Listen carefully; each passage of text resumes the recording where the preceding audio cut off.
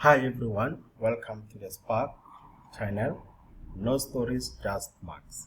So now on this one, we are given f at x, which is a cubic function, and the first question they want you to show that x minus 4 is a factor of f at x. No stories, just marks.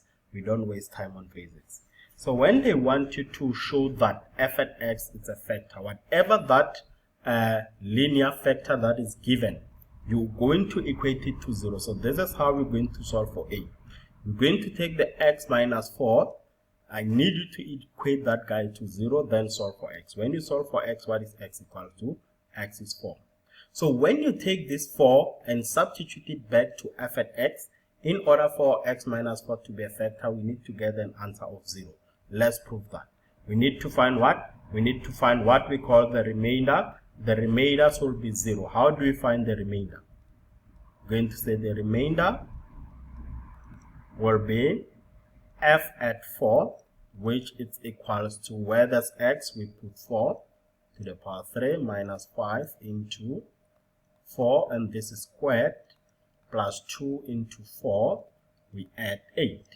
So therefore we can see that f at 4 it's equals to 0. Since f at 4 is equals to 0, therefore we can conclude and say x minus 4 is a factor.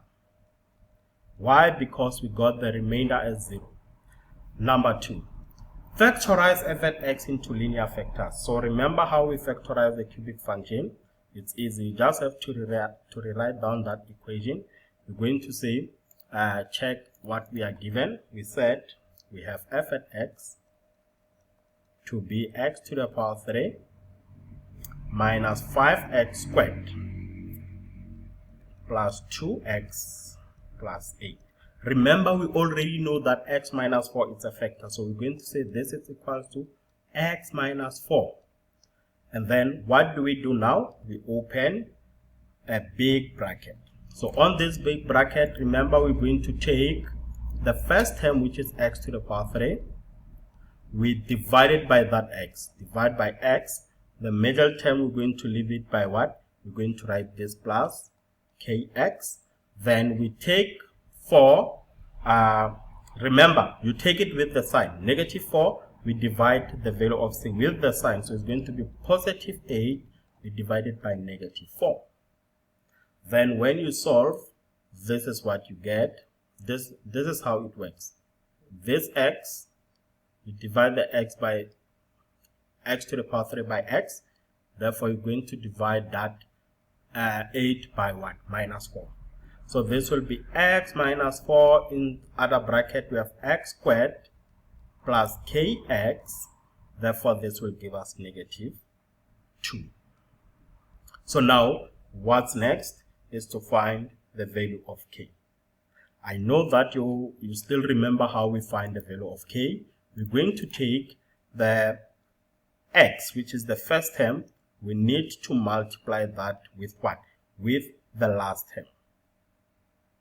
But please, when you multiply it with minus 2. And what is that going to give us? We're going to have negative 2x. Then we take the minus 4. We need to multiply this with the kx, which will give us minus 4kx.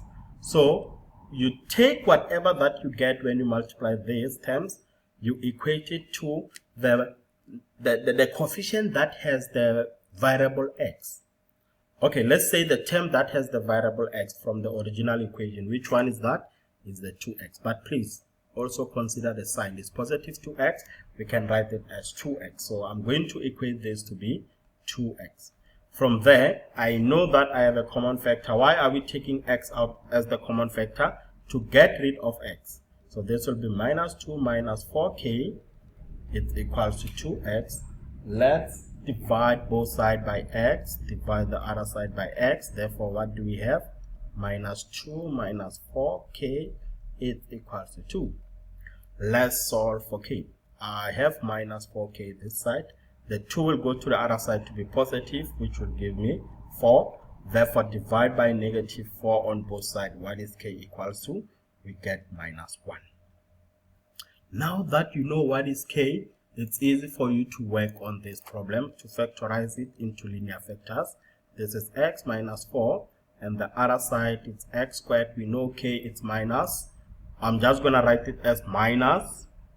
Right, we know it's minus 1x. So we still have minus 2. Now we can factorize this into linear factors. This is x minus 2. Therefore, what's next? I have x squared minus x minus 2. How do we factorize that? We put x on both sides. The factors of 2 that when we add or subtract them, they give us the middle term. It's just 2 and 1. So it's 1 and 2. And now since it's negative, one should be positive, one should be negative. We take the sign of the middle number. This negative, we give it the bigger number. Then this one will be positive. So now you can see that this is factorized into what? This is factorized into linear factors. And that's how you factorize a cubic function. So we've managed to answer the second question. The last question now they want you to solve. So it's easy for you to solve because now you have your factors in linear. They said solve for x if f at x is equal to 0. So if you take f at x, you equate it to 0. If we equate this to 0, I don't want you to stress. Already we know what are the factors. We just have to say f at x it's equal to 0. So this will be the answer for C. So what you're going to do, we're going to take the x minus 2, we take the x plus 1, we take the x minus 2, we equate it to 0, then solve for x. The first term, oh, I'm sorry, this is x minus 4. Where did we get x minus 2 from? This is x minus 4. X minus 4. Let's fix that. This is x minus 4. So we take the x minus 4, equate it to 0, or the x plus 1, equate it to 0, or the x minus 2, equating to 0. Therefore, the first one, if you solve, x will be 4, or the second one, if you solve, x is minus 1, and the last one, x is 2.